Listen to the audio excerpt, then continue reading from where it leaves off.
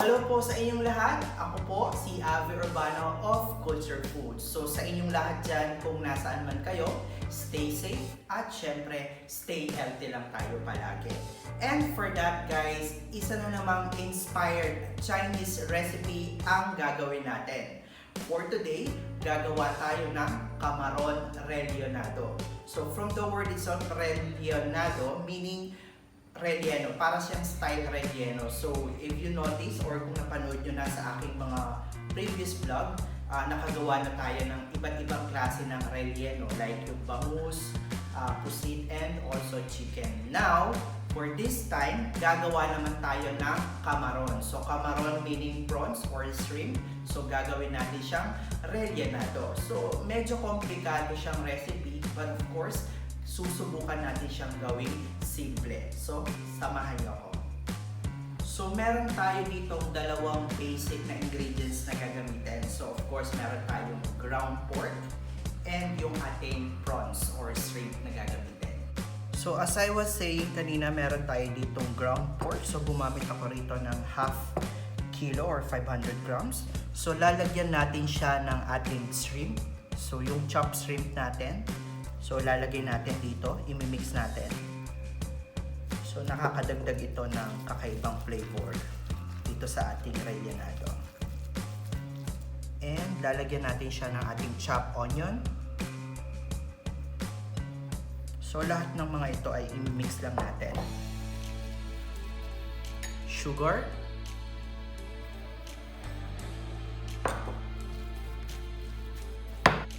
Yung ating spices. So, gagamit tayo dito ng oyster sauce.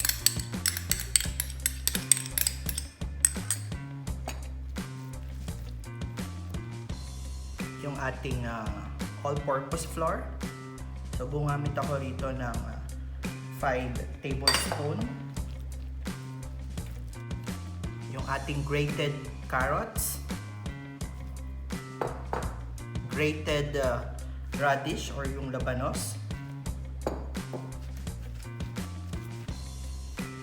Etong ingredients na to optional. So, gagamit tayo ng 5 spice dito. So, pwede namang hindi. Pero kung meron kayo, lagyan nyo siya dahil nagbibigay ito ng kakaibang lasa. So, yung addictive flavor nito. Ang sarap sobra. And, lalagyan natin siya ng ating egg. So, i-mix lang natin to guys. Parang gumagawa lang tayo dito ng bola-bola.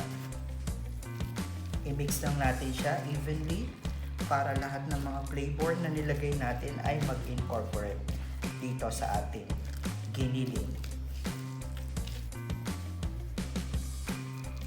And isi-season natin siya ng ating salt and pepper.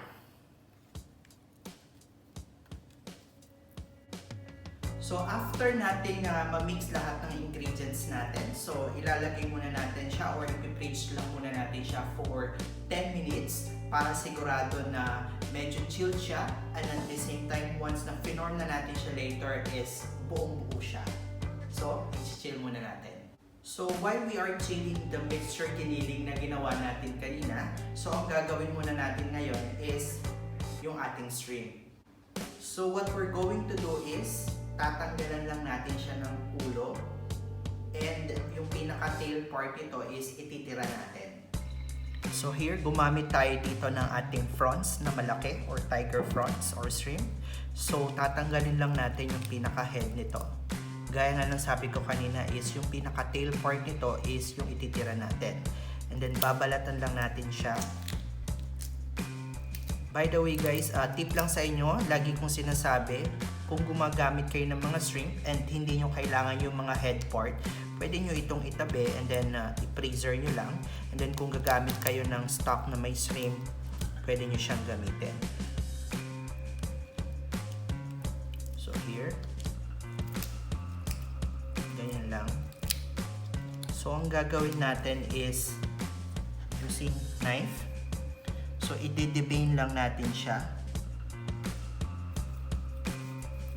Pinaka part nito, ayan yung sa taas, upper part, i-debane natin. Here.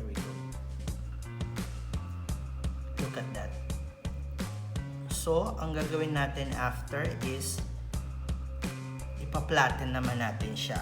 So, i-score lang natin siya, meaning ihiwain natin siya ng bahagya dito sa pinaka belly part nito. And then, ipa-flatten lang natin siya. Ayan. So, pag gumawa ka ng kamaron rebusado, normally, nagki-curl siya. So, ito, same way nung tempura, yung process. So, ipa-flatten mo lang siya. So, once na fry mo na siya, straight siyang lalabas. And then, arrange mo lang siya dito. And then, continue the process.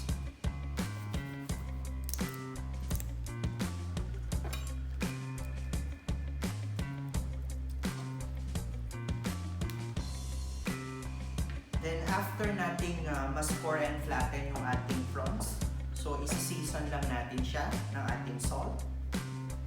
So, kailangan natin siyang i-season para once na ni-roll na natin, may lasa siya. And yung ating pepper.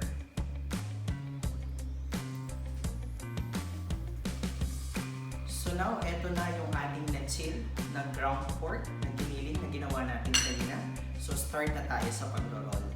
So, ang gagamitin natin dito, meron tayong all-purpose flour, egg, and yung ating breadcrumbs. So, what we're going to do first, so isi-season muna natin yung ating egg ng salt, and then i-bake natin. And then also, yung ating all-purpose flour. So, kinakailangan lahat ng ginagamit natin is i-season natin every step of the way para masarap yung lasa niya. Now, start na tayo mag-roll. So, first, idadump ko lang or babasahin ko ng water yung aking palad para hindi mahirap i-form yung ating giniling at hindi siya kumapit. So, ito. Then, i-roll ko lang siya sa palad ko. So, parang gumagawa lang tayo ng bola-bola. Ayan. So, after mo siyang ma-roll na ganyan, so, gagawa lang tayo ng indention. So, hole sa gitna. Look at that. And then, yung na-season natin na shrimp, so, ilalagay lang natin siya sa pinakagitna. And i-cover lang natin siya.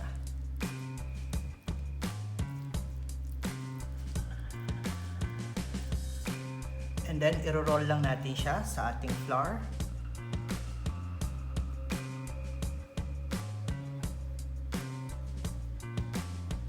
And then sa ating egg.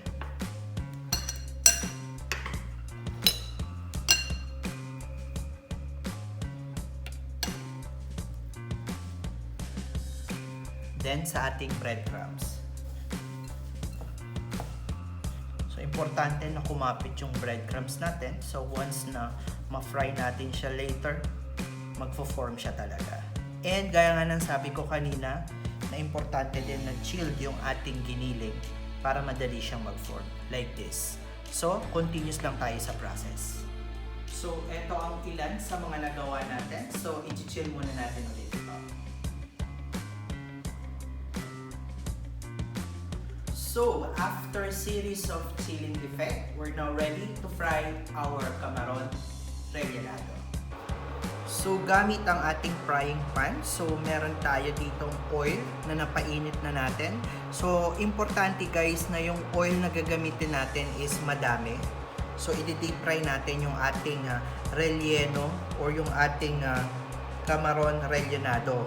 So, dapat nakalubog siya para maluto siya ng maayos. And one more thing guys, pag ipapry na natin siya, always nasa medium heat lang tayo para at least hindi siya masunog or ma-overcook yung ating rellenado. So magdadrop tayo ngayon.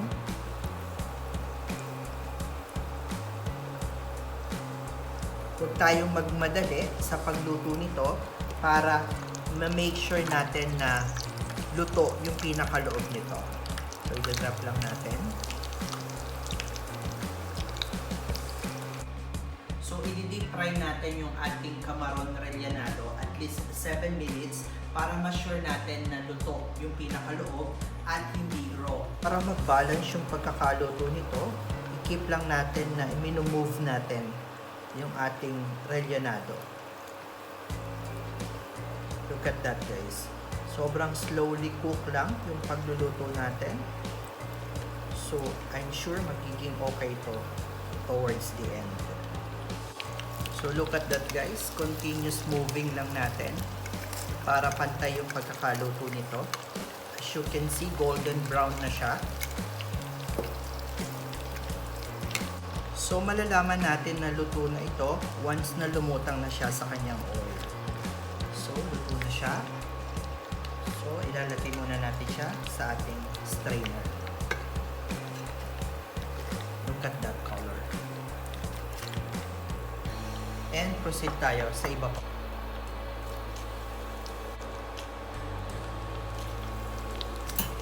So, ilan sa mga kamaron rellenado natin ay na-fry na. So, ito-plating na muna natin siya.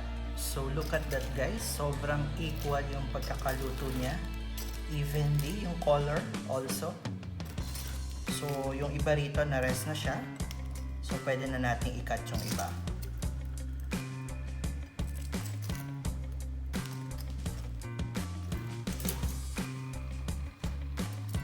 So, ikakat lang natin siya diagonal.